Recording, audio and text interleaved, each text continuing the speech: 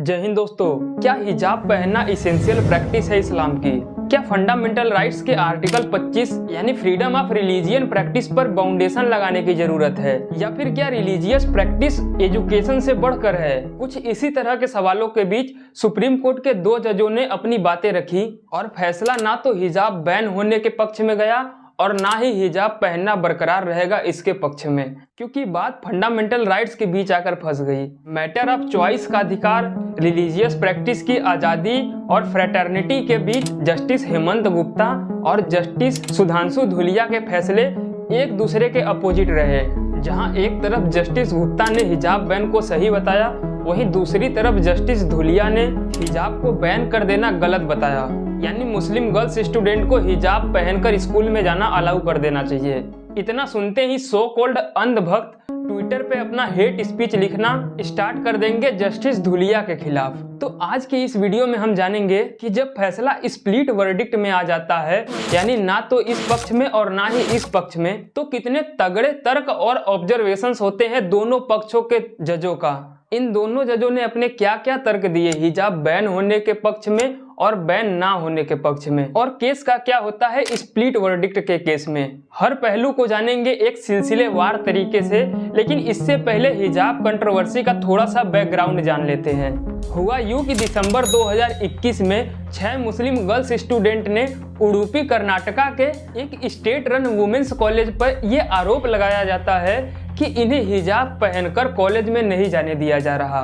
फिर कुछ दिनों तक कॉलेज के बाहर इनका प्रोटेस्ट चलता रहा। लोकल मीडिया आई और जब कॉलेज के प्रिंसिपल से इसका जवाब मांगा गया तो उन्होंने कहा कि हमने इसलिए मना किया क्योंकि कॉलेज में यूनिफॉर्मिटी बनी रहे। फिर कॉलेज के बाहर प्रोटेस्ट और नारेबाजी स्टार्ट हुई। 3 जनवरी 2022 को इसके अगेंस्ट कुछ हिंदू स्टूडेंट भगवा स्कार्फ लेकर प्रोटेस्ट करने लगे। 14 जनवरी 2022 कुछ मुस्लिम गर्ल्स स्टूडेंट ने कहा कि बड़ी मुश्किल से वो मदरसे से कॉलेज में पढ़ाई करने आई हैं, लेकिन उन्हें कॉलेज जाने से रोक दिया जा रहा है जस्ट बिकॉज ऑफ हिजाब। It was a question on right to education, ऐसा खुद national human right commission NHRC ने कहा। मुद्दा धीरे धीरे पॉलिटिकल होता गया और टीवी न्यूज वालों को डिबेट का एक नया टॉपिक मिल गया, भगवा वर्सेस हिजाब। यह मामला वैसे तो कर्नाटका के एक छोटे से जगह उडुपी का था, लेकिन मीडिया ने दिन रात कवरेज और डिबेट करके इसे इंडिया के हर घर तक पहुंचा दिया।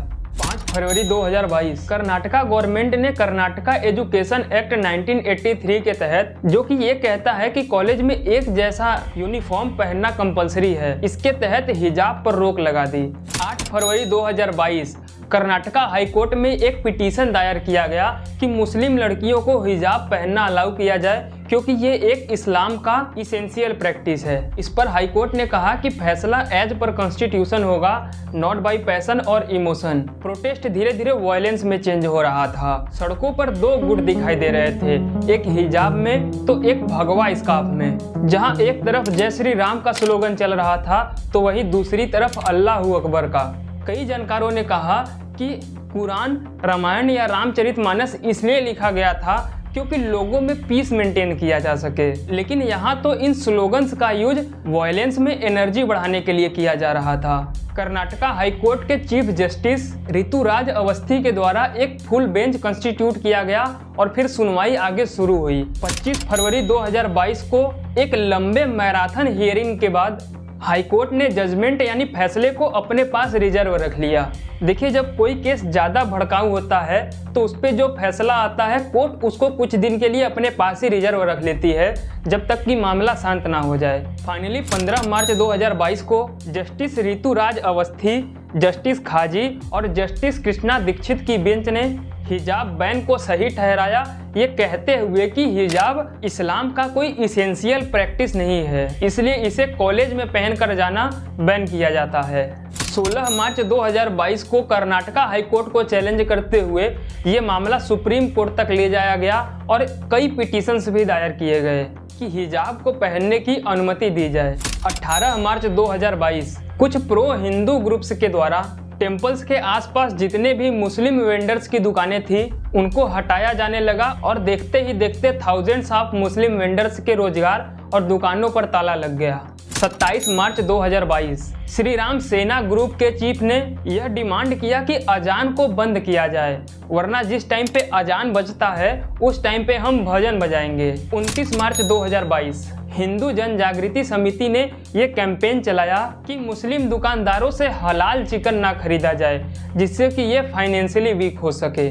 22 सितंबर 2022 10 दिनों तक चली सुनवाई और बहस के बाद सुप्रीम कोर्ट की एक बेंच, जिसमें कि एक तरफ जस्टिस हेमंत गुप्ता और दूसरी तरफ जस्टिस सुधांशु धूलिया थे, इन्होंने अपने फैसले को रिजर्व रख लिया और 13 अक्टूबर 2022 को इस बेंच ने एक अनसुलझा फैसला यानी कि स्प्लिट वर्डिक्ट दिया, क्योंकि दोनों जजों के अपने बहुत स्ट्रॉन्ग ऑब्जर्वेशंस थे। चौराहे के नुक्कड़ पर खड़े होकर इस टॉपिक पर बहस करने वाले हर एक व्यक्ति को इन दोनों जजों के तर्कों को जरूर सुनना चाहिए कि ये कितने यूनिडायरेक्शनल और कॉन्स्टिट्यूशनल तरीके से अपने पॉइंट्स को रखते हैं। तो चलिए सबसे पहले जस्टिस धूलिया के तर्कों को सुनते हैं, जिनका ये मानना है कि हिजाब बैन नहीं करना चाहिए। कर्नाटका हाईकोर्ट के द्वारा हिजाब पर बैन किए जाने के विरोध में जस्टिस धूलिया ने एक 73 पेजेज का सेपरेट जजमेंट बनाया है, जिसको कि हमने कुछ पॉइंट्स में समअप किया है। इनमें पहला पॉइंट है इन्वेजन ऑफ प्राइवेसी, यानी प्राइवेसी पर खतरा। जब गर्ल्स स्टूडेंट हिजाब पहनकर कॉलेज जा रही थी तो उन्हें कॉलेज गेट पे ही रोक दिया गया कि आप कॉलेज में एंट्री तभी करोगी जब आप हिजाब निकाल कर जाओगी, और कॉलेज गेट के सामने ओपन एरिया में उनसे हिजाब निकलवाया गया। ये तो सीधा सीधा एक थ्रेट है इनके प्राइवेसी और डिग्निटी पे। दूसरा मैटर ऑफ चॉइस, आगे ये आर्टिकल 19 और article 21 of constitution of India, जो कि right to speech and expression के बारे में और protection of life and personal liberty के बारे में बताता है। जस्टिस धूलिया के अनुसार यहाँ रिलीजन का कोई सेंस ही नहीं बनना चाहिए। देखिए, जब कोई लड़की हेड स्कार्फ इसलिए पहन कर आना चाहती है कि वो अपना चेहरा या इवन कोई भी बॉडी पार्ट किसी को नहीं दिखाना चाहती, तो ये तो उसका राइट टू प्राइवेसी है ना। इसको सिंपल मैटर ऑफ चॉइस से जोड़ना चाहिए, ना कि किसी रिलीजियस प्रैक्टिस से। क्योंकि जब कोई मुस्लिम लड़की मदरसे से निकलकर डायरेक्ट कॉलेज या प्री यूनिवर्सिटी में आती है तो वो लोगों से या सोसाइटी से इतना ज़्यादा फ्रेंडली नहीं रहती। तो हो सकता है ये उसकी चॉइस हो कि उसको अपना कोई भी बॉडी पार्ट या चेहरा सोसाइटी में नहीं दिखाना है। और कुछ मुस्लिम घरों में लड़कियां पढ़ना तो चाहती हैं प्री स्कूल्स में या बड़े बड़े कॉलेजेस में, लेकिन उनके पेरेंट्स उन्हें तभी अलाउ करते हैं जब वो स्कार्फ या फिर हिजाब पहनकर कॉलेज में जाए। ऐसे में अगर हिजाब उनके एजुकेशन का एक टिकट है तो हिजाब को बैन नहीं करना चाहिए। उनका मानना है कि ये लड़ाई तभी खत्म होगी जब सभी को इक्वल एजुकेशन मिलेगा और उन्हें या उनकी फैमिली को जब लगेगा कि स्कूल या सोसाइटी उनके लिए फेमिलियर हो गई है तो वो खुद पहन कर आना छोड़ देंगी। अगर कोई गर्ल्स स्टूडेंट सिंसियर है और हिजाब किसी के लिए हार्मफुल भी नहीं है तो हाई कोर्ट को डायरेक्ट इस पर बैन नहीं लगाना चाहिए। It should be there matter of choice. Denying Muslim girls education, justice Dhulia मानते हैं कि किसी भी नॉर्मल फैमिली में एक लड़की को एजुकेशन मिलना ज़्यादा हार्ड है as compare to her brother. एक नॉर्मल फैमिली में एक भाई एक बहन है और फैमिली के पास इतना ही पैसा है कि वो दोनों में से किसी एक को ही हायर एजुकेशन तक ले जा सकते हैं, तो डेफिनेटली वो लड़के के ऊपर ही खर्च करते हैं, चाहे वो उस पैसे का यूज शाम को दोस्तों के साथ बियर पीने के लिए क्यों ना करता हो।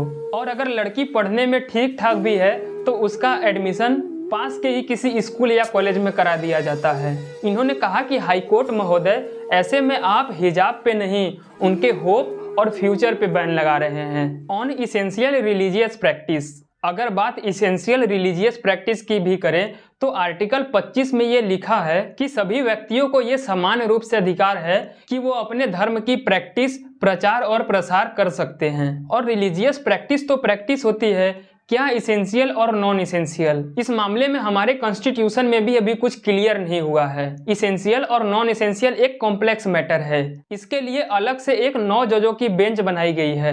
इन्होंने डेमोक्रेसी पर भी अपना तंज कसते हुए कहा कि जितने भी पिटिशनर्स हैं ये एक हिजाब यानी एक कपड़ा ही तो पहनना चाहते हैं ना। क्या किसी डेमोक्रेटिक कंट्री में यह पूछने की जरूरत है कि वो क्या पहने क्या ना पहने।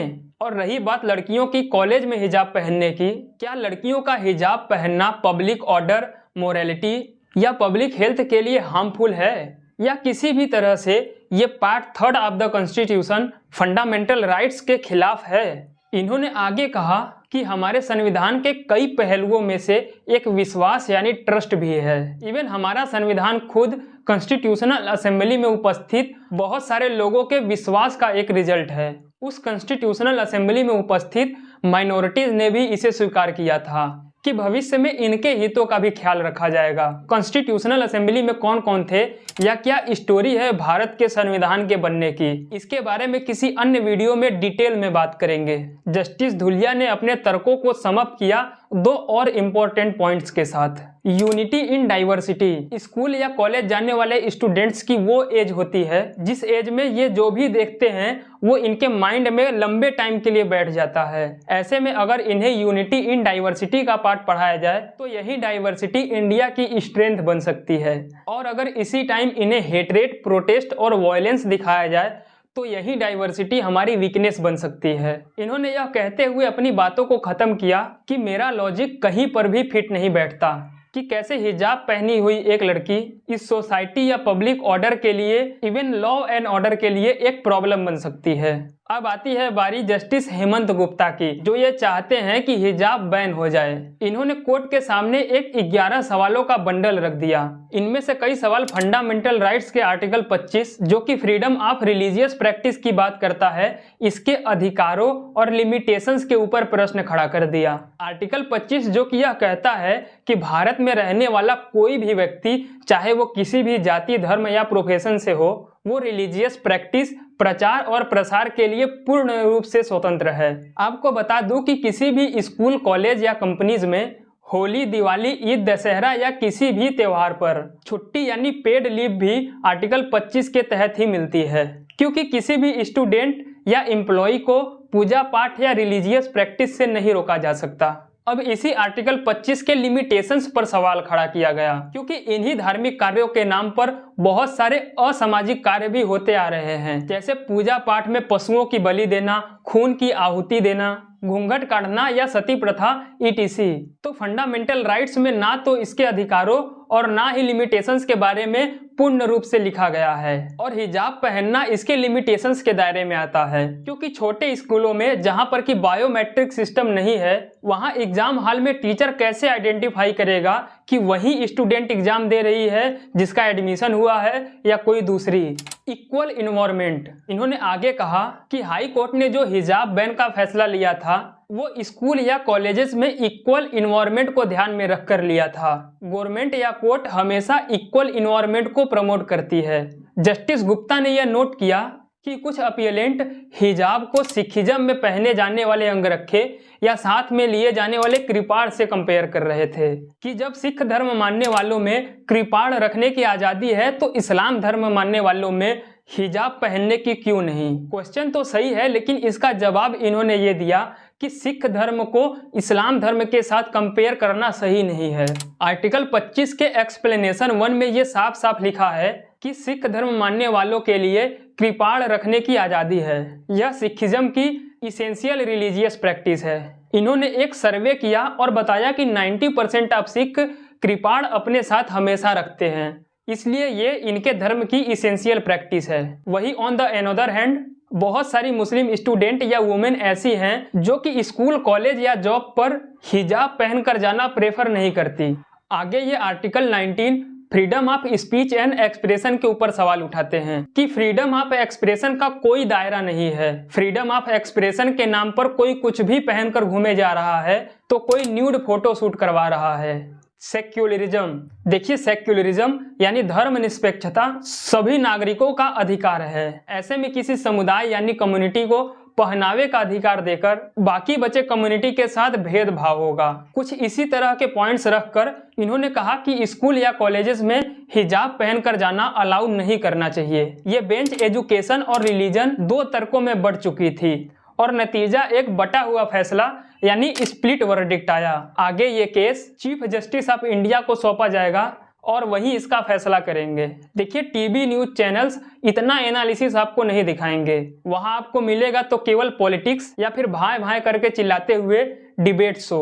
सो प्लीज इस वीडियो को ज्यादा से ज्यादा लोगों तक शेयर करें और इन दोनों जजों में से आपका मत किस तरफ जाता है अपना महत्वपूर्ण कमेंट सेक्शन में जरूर दें। अगर आप मेरी चैनल को पहली बार देख रहे हैं, वीडियो पे नए हैं, चैनल को सब्सक्राइब नहीं किए हैं, तो नीचे एक लाल कलर का बटन होगा, उसको प्रेस करके चैनल को सब्सक्राइब कर ले। वीडियो को लाइक कर दे। आप अपना ख्याल रखें, अपनों का ख्याल रखें, स्वस्थ रहें, मस्त रहें। मुलाकात होगी जल्दी किसी अन्य ऐसे ही रोचक और इन्फॉर्मेटिव वीडियो में। बहुत बहुत धन्यवाद।